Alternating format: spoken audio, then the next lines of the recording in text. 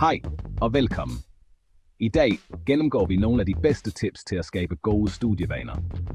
Når vi følger en fast struktur og holder styr på vores opgaver, kan vi få mest muligt ud af vores studietid og undgå stress. Lad os komme i gang.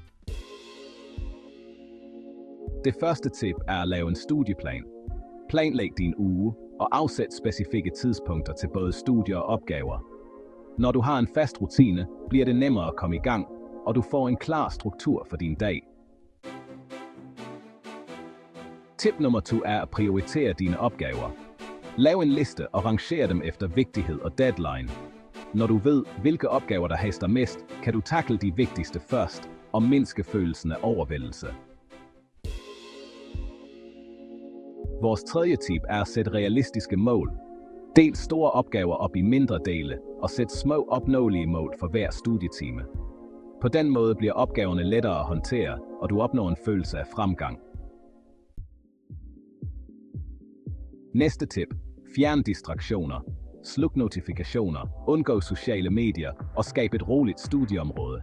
Når du kan fokusere uden afbrydelser, kan du arbejde mere effektivt og få mere fra hånden på kortere tid. Husk at holde pauser. Brug for eksempel Pomodoro-teknikken, hvor du arbejder i 25 minutter og holder en kort pause på 5 minutter. Pauser hjælper med at holde koncentrationen og forhindre udbrændthed. Tip nummer 7. Brug en studiemakker. Find en klassekammerat, I kan arbejde sammen med. I kan støtte hinanden, dele noter og forklare svære emner, hvilket styrker forståelsen og holder motivationen oppe. Undgå multitasking.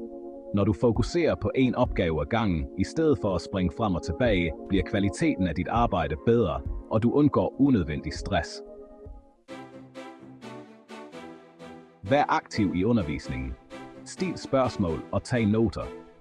Jo mere engageret du er, desto bedre husker at forstå du stoffet, og det gør lektierne lettere at lave bagefter. Brug et par minutter efter studiet på at reflektere over, hvad du har lært.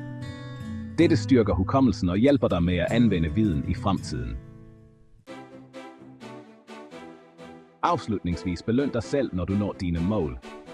En lille belønning som en kop te eller en kort pause kan øge motivationen og give dig noget at se frem til. Tak fordi du så med. Jeg håber, at disse tips kan hjælpe dig med at skabe gode studievaner og få mere ud af din tid. God arbejdslyst!